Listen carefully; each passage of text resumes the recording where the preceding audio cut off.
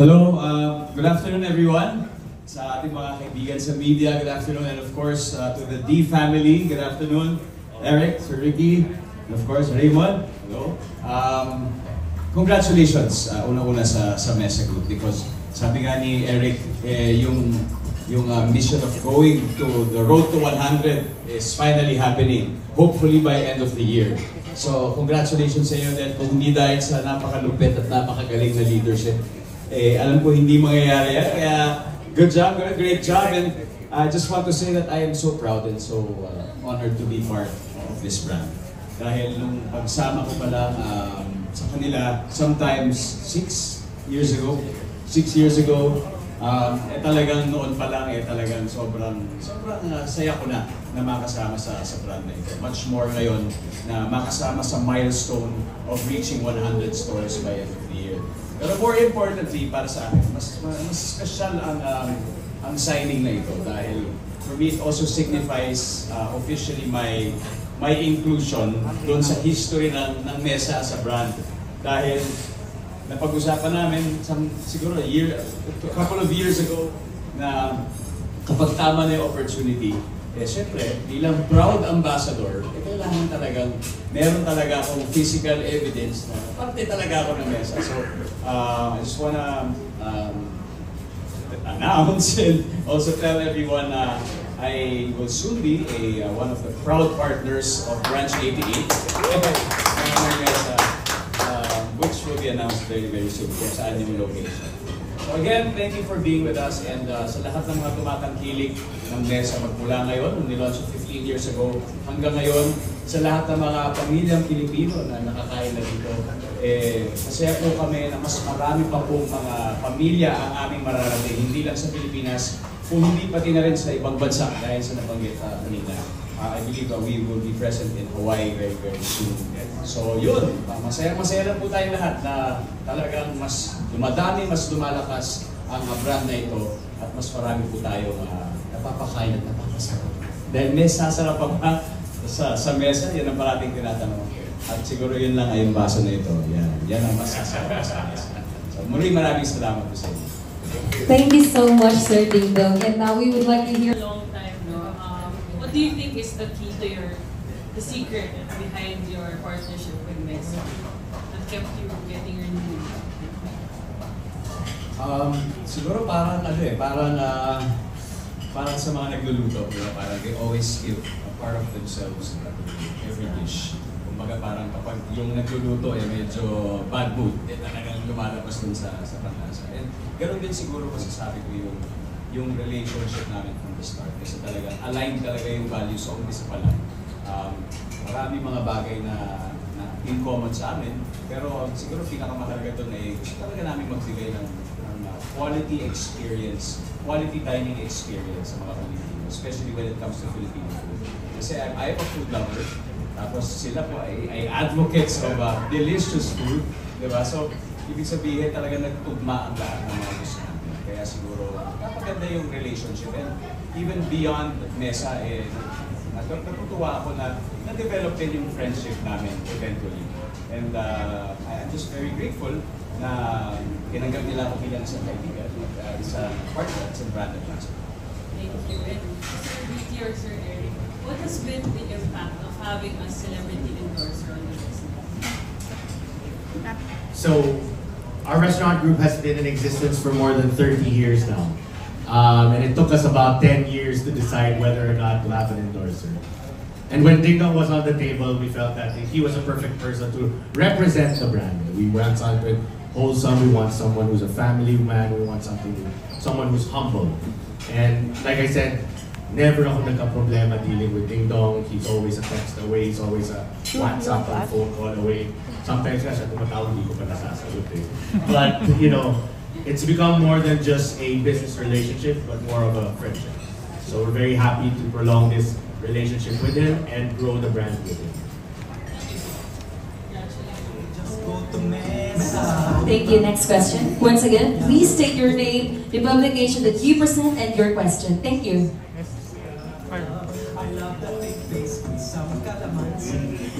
Here's Rachel Simon from PEP. Hi, good afternoon. So your first Dingdong, since this is the first time that you're announcing that you're having your own restaurant mesa franchise soon, no? What are you looking forward to that new venture? I mean, gusto mo bang maging hands-on, gano'n ka hands-on sa pagtayo or pag-choose ng location, and kung anong mga gagawin mo para dito? So without getting into the details, parang syempre sila nang bahala na. Sila Eric and everyone involved. Sa akin lang, kasi yung school ng anak ko is located in a certain area. Sana malapit doon, mahanap natin. Para maging tambayan namin ni Marian yung kapag nag-aantay ko. Kasi yun yung gusto namin talaga, may tambayan kami somewhere near the school. And if you may top of mind ka na tatlong recommendations mo, na favorite mo or na family mo when you're eating at home? Siyempre, napanood yung kanina yung Christian, hindi ko mawawala yan. Yung squid, yung squid pa natin, yung super top. Yung rendang kasi. Andiyan pa rin. Yan, yung rendang. Ayan, all-time favorite ko talaga. Thank you. Congratulations. Question ko is, sabi nabanggit ko kanina, you're a food lover. Growing up, pwede mo share sa amin ano yung mga staple na nasa mga family gatherings nyo? Ano yung mga laging nanda sa mesa every time may special occasions? Growing up, ano yung pwede mo ikwento? Siguro, so, kapag may mga special occasions, may mga basic pala. Siyempre, yung mga lechon, hindi mo mawawala yan. Pero yung mga parati na lang siguro, like every Friday, siguro karamihan sa ating mga Pinoy, fish at saka munggo. Friday. Tapos pag Sunday, nilaga. Diba? Yan yung mga talagang Filipino dishes na hindi mawawala weekly sa amin. So yun yung mga hindi ko makakalimutan. Lahat yung luto ng natin. Okay. And next question is, kayo ni Marian as husband and wife, nagiging banding nyo rin ba ang kitchen na mag-luto together or mag-bake? Sorry? Nagiging banding nyo ba ni Marian sa kitchen na mag-luto or mag-bake? Well, nagiging banding siya dahil bihira siya mangyari. So kung mangyari yun, talagang special occasion talaga yun. Okay. Thank you, Dingdong. Thank you. Next we have Miss Natalie Tumada from Philippine Star Editor-in-Chief. Editor-in-Chief, na-promote siya. Okay. Hi, Dong. Congrats. Sir, tanong ko lang, anong target natin na we're seeing on the road to 100? So how many branches are we eyeing for the... So currently we're at 80 stores, so 20 stores this year to hit our 100 store, and I think Dingdong has committed para swerte daw store number 88. Okay, so Dong, ano ko lang, why it took you parang 6 years para, kasi sabi mo nga inantay mo yung right time. Ano ba yung naging consideration mo at kumayag ka na maging partner talaga sa isang restaurant? Well, una, siyempre, marami kasi ibang franchisees talaga. And alam naman natin na kailangan very strategic yung location. And nung pumasok ako, marami ng mga established partners already. And it really takes time to develop something. Hindi siya parang kasing bilis na pag naisip ko, baka in 2 months ko pwede na siyang may tayo. So talagang really takes time. In fact, napag-usapan ito years ago pa at nagkaroon ng opportunity ngayon lang. Luckily, it coincides also sa ating road to 100. Kaya sakto talaga na nagbukas din ang opportunity ngayon. Lucky number 1. Pwede, pero nagkataon din yun. Okay, last question ko. Working alongside Mr. Ricky P and Mr. Eric D, anong natutunan mo about the food business? Any lessons you can share that you learned from that? Not just about the food business siguro. Entrepreneurship in general, di ba? Napakarami talagang mga insights, mga tips and advice ng pamilya dito. And siyempre, and also into other businesses aside from food. And nakakahanga lang na makita yung experience at marinig yung success stories nila na hindi nila pinagdadamot at sinishare nila sa akin. At siyempre, nakikita natin yung sincerity nila na gustong tumulong hindi lang sa kanilang mga produkto through their products or pati na rin sa kanilang mga partners nila. Kahit sabihin natin na ako ay endorser, pero gusto nila na kumbaga, yung growth ng kanilang mga businesses ay may share din nila sa mga ibang tao. Is this your first food business? Business menu? Hindi. Okay, thank you. Bago ka nag-commit for the 88 branch ng Mesa, nag-usap kayo ni Marian and gano'n siya ka-excited? Anong naging reaction nito? Ay, oo, sobrang excited. Sabi niya, uy, mukhang doon sa proposed occasion, mukhang may matatambayan na tayo. So, talagang kailangan namin ng lugar na mapagsustayan. Multi-purpose. So, doon kami siguro pimili, makikipagkwentuhan. So, marami po pwedeng gawin. Sabi nga niya, pwede bang sinabi siya na, pwede bang mag-suggest ng menu, may gano'n na siya. Sabi ko, sige, sabihin natin sa kanila, bakit hindi? Excited na kami at this pang 88 store. Si Natalie Lo, gusto niya sana 101. Sige. Magpa-franchise siya. Pero Recorded na. yeah, actually, Ricky and Eric, no, kami we're used to Mesa kasi we're always in Morato. Lagi kami nag-press con. Ako ang lagi kong nag-press con doon. Kumbaga sanay kami like yung chicken binakol, yung mga yan, baby squid, no.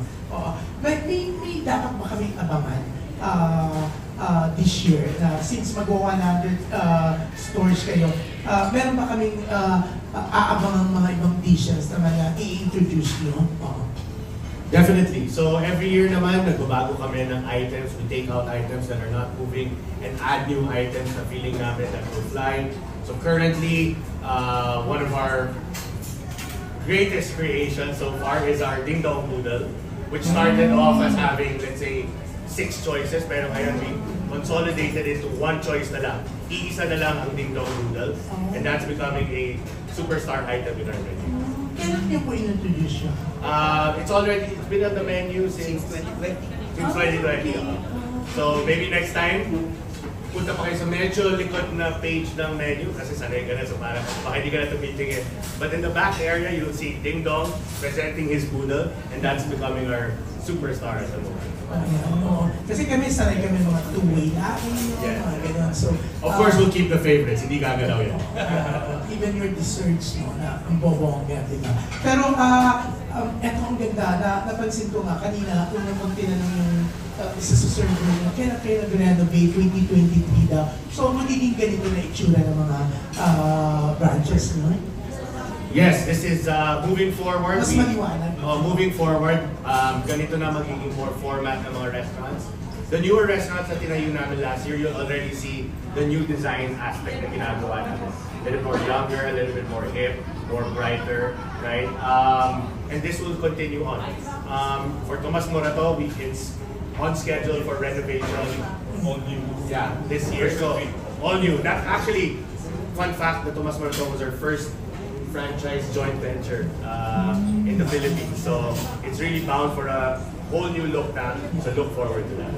Kaya, sanay kami ito dahil kay Flor, kaya kaibigan namin siya. So, eto i-maintain nyo itong basong ito. Of course, signature na yan. Kasi yung sinama ko yung balik-balik friend ko sa Morato. Siya, naku matatapon. Kasi alam niya, hindi ko rin kaya, di ba? Pero ang ganda ng baso, di ba? Kailangan may talking point lagi. Parang Mesa is really known for, bukod sa masarap na pagkain, yung glass nito, di ba? Anyways, congratulations.